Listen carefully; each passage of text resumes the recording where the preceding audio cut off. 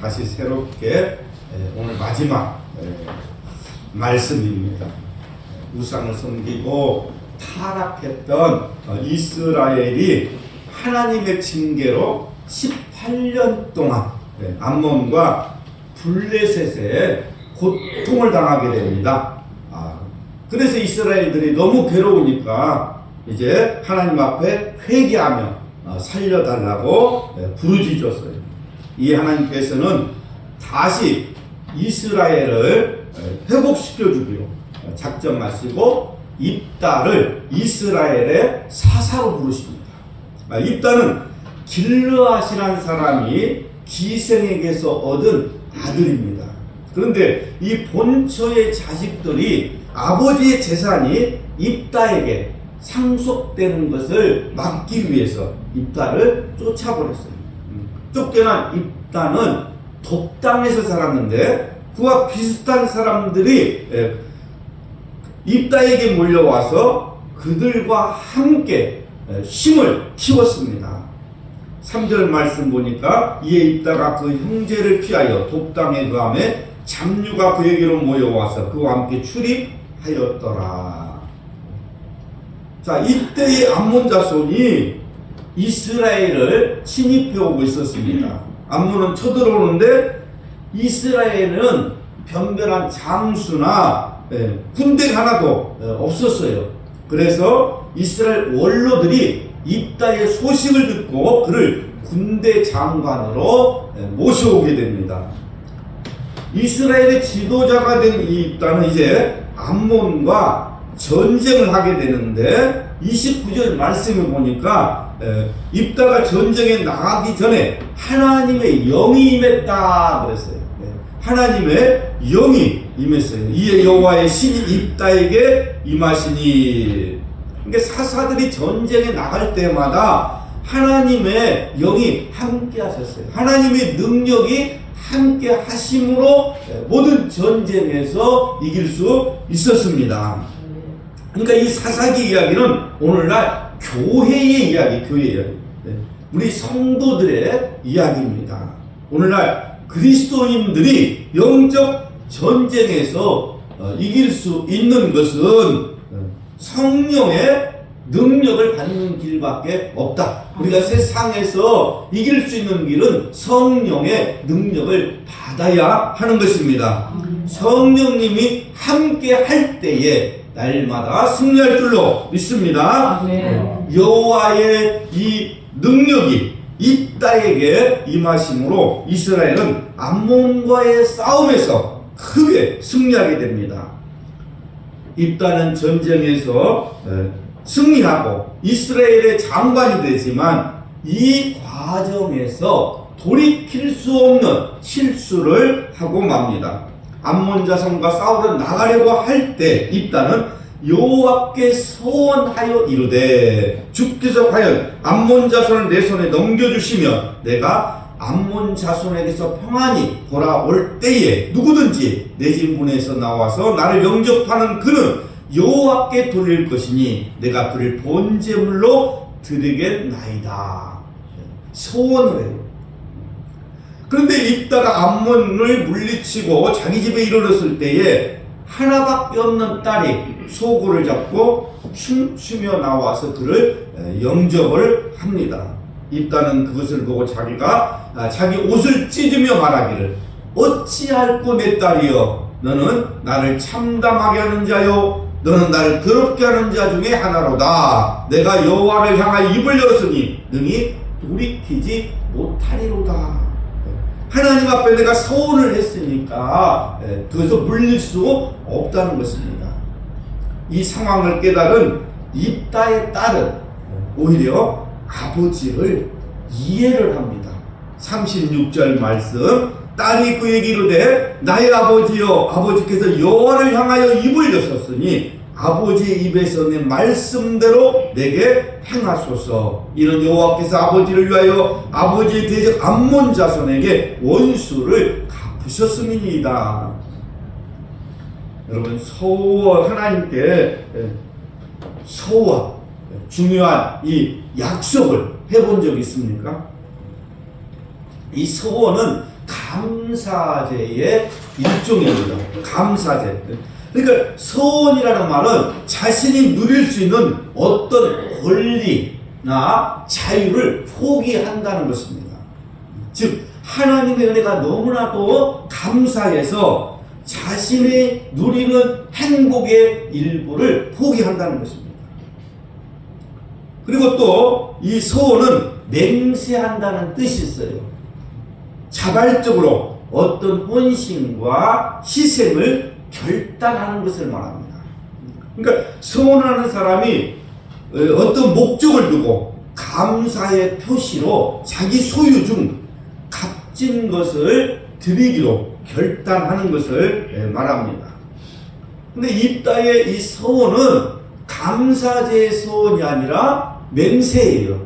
맹세에 해당됩니다. 창세기 28장 20절에 보면 야곱이 베델에서 하나님께 서원을 합니다.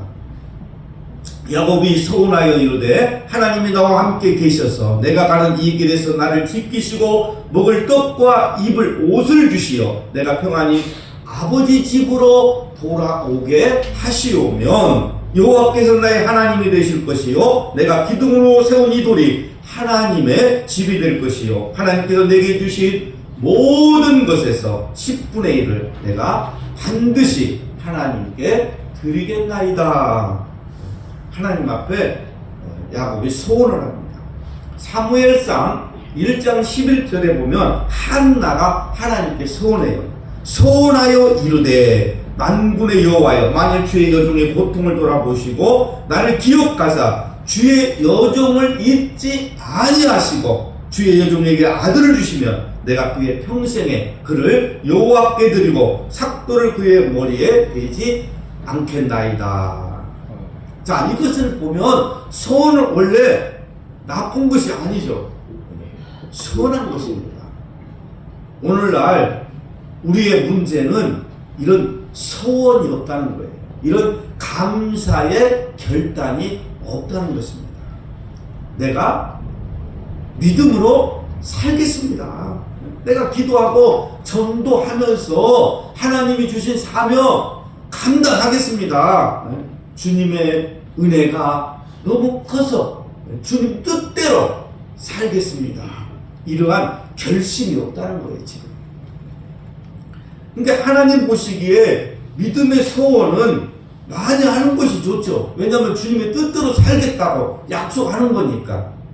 근데 문제는 은혜에 대한 이 감사의 결단이 조건부가 되어서는 안 된다. 어떤 조건을 걸면 안 된다는 거예요. 하나님께 소원하는 결단이 어떤 목적을 이루기 위한 조건이 되면 안 된다는 것입니다. 이번 일만 잘 되면, 하나님 이번 일만 잘 되면 내가 헌금도 많이 하고 주님을 위해서 살겠습니다. 그런 식으로 헌금을 해요. 이제 소원을 해요. 이건 조건부죠. 만약 그렇게 안 해주시면 안 하겠다는 거잖아요. 이런 소원은 하나님의 은혜에 대한 그 소원이 아니라 자기 욕심이 들어가 있는 거예요. 자기 욕심이죠, 이것은.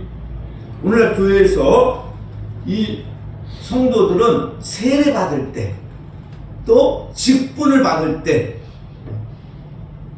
어떻게 합니까? 하나님 앞에 손 들고 서약을 합니다. 여러분 다 서약 하잖아요. 세례 받을 때도 서약을 하고, 또 직분 받을 때 오른손 들고 서약하잖아요. 신구약 성경을 하나님의 말씀으로 믿습니까? 서약하죠. 우리를 구원하실 이는 오직 예수님 뿐인 것을 믿고 예수님만 의지하기로 서약합니까? 예수 그리스도를 구주로 믿을 뿐만 아니라 모든 죄를 버리고 예수님의 가르침을 따라 살기로 맹세합니까?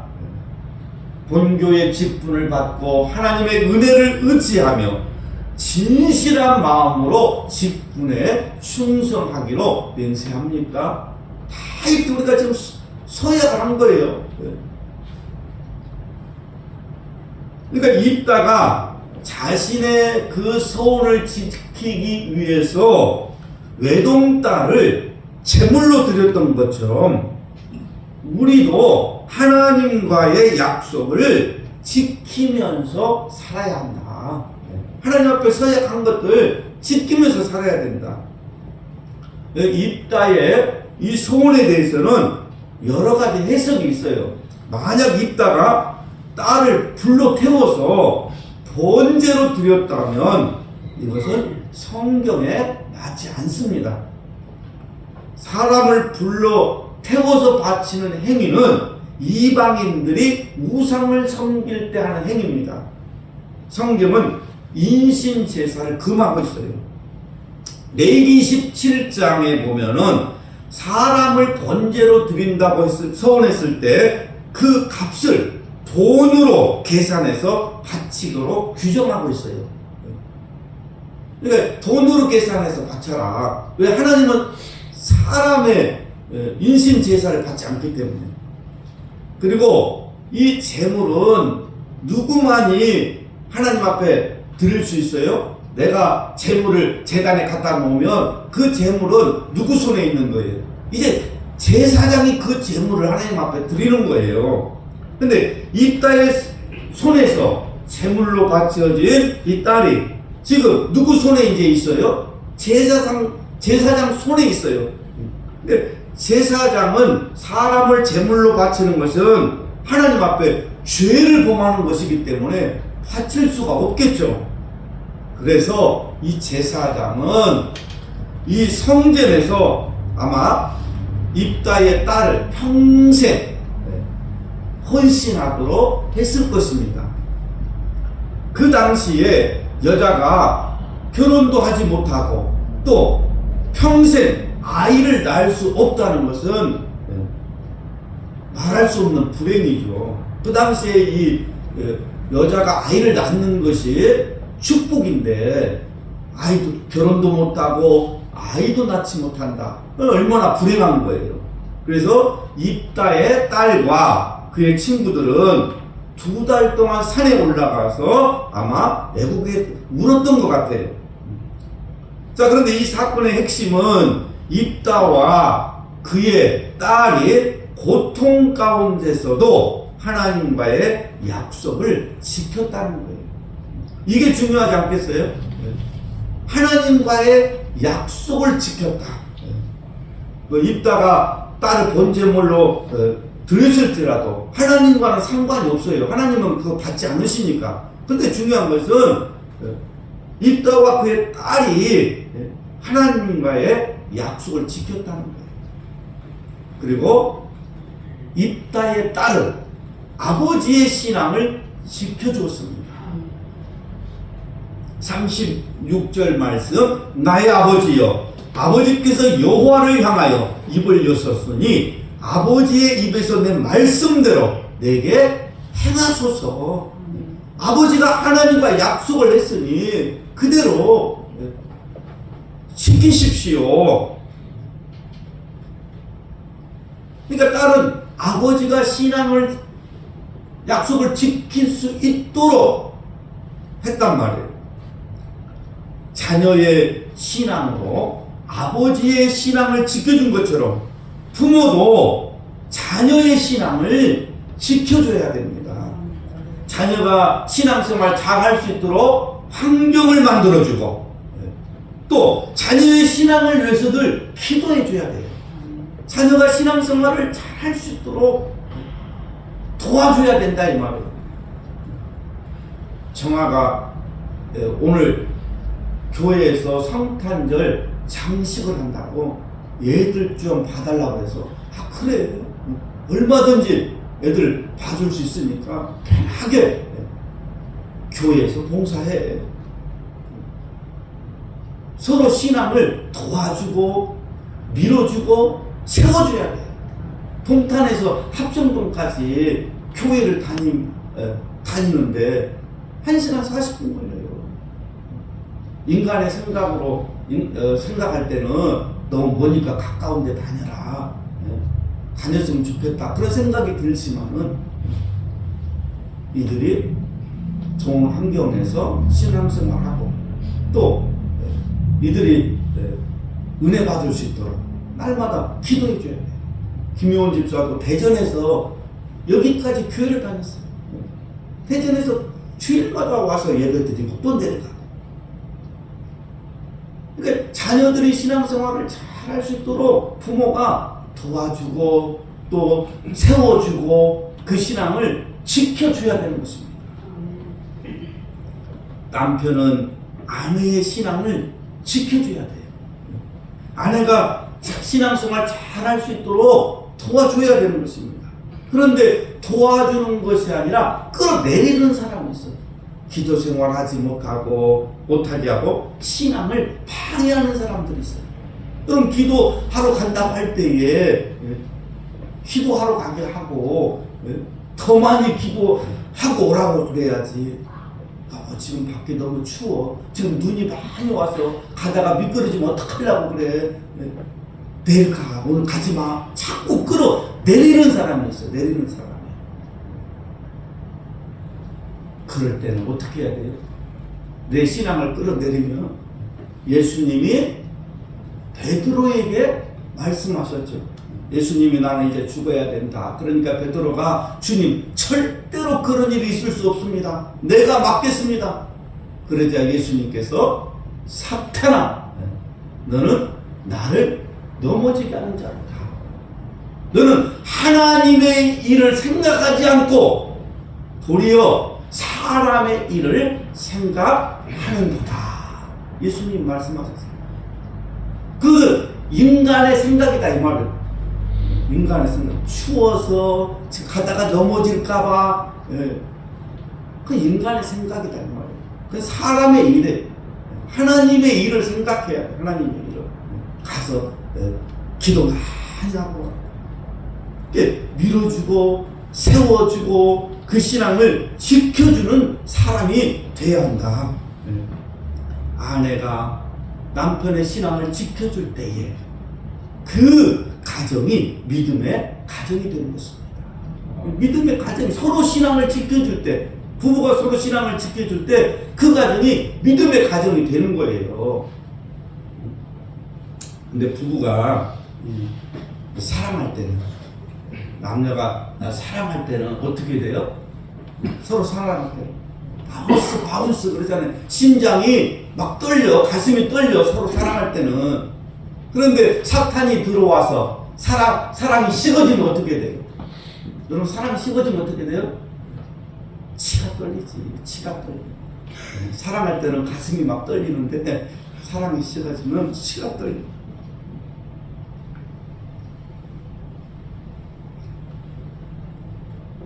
우리는 이 신앙을 지켜주는 사람이 되었어. 신앙을 지켜주는 사람. 서로 사랑할 때는 당신을 만난 것은 내 인생의 기적이야. 당신 만난 내 인생의 기적이야. 내가 당신 안 만나서 어쩔 뻔했어. 그러다가도 사랑이 식어지면 또 어떻게 돼? 저 왼수가 되는 거예요. 사랑이 식어지면. 저 왼수, 나 하나도 맞는 게 없어. 우리는 정말로 그 신앙을 지켜주고 밀어주고 정말 받쳐주고 세워주는 사람이 되어야 합니다. 아멘. 아버지의 신앙을 딸이 지켜준 것 같이 서로의 신앙을 지켜주는 아름다운 교회가 되시기를 바랍니다. 아멘. 서로 신앙을 지켜줘야 돼. 서로 신앙을 지켜주는 아름다운 가정이 되시기를 바랍니다. 아멘. 서로 신앙을 지켜줄 때에 하나님의 뜻이 이루어질 줄로 믿습니다. 아멘. 우리는 신앙을 끌어내리는 사람이 아니라 이제부터는 그 신앙을 지켜주고 정말 밀어주고 정말로 세워주는 사람이 되자. 부모는 자녀는 부모의 신앙을 지켜주고 부모도 자녀의 신앙을 세워주고 정말 지켜주어서 하나님 앞에 칭찬받는 사람이 되어야 할 줄로 믿습니다. 네. 이제 나도 주님 앞에 믿음으로 살겠습니다. 예? 아멘. 주님의 정말로 은혜가 너무나도 고맙고 감사해서 내 평생 정말로 주님을 위해서 살겠습니다 하는 그 약속이, 그 고백이 하나님 앞에 정말로 향기가 되고 영광이 되기를 주님의 이름으로 축복합니다.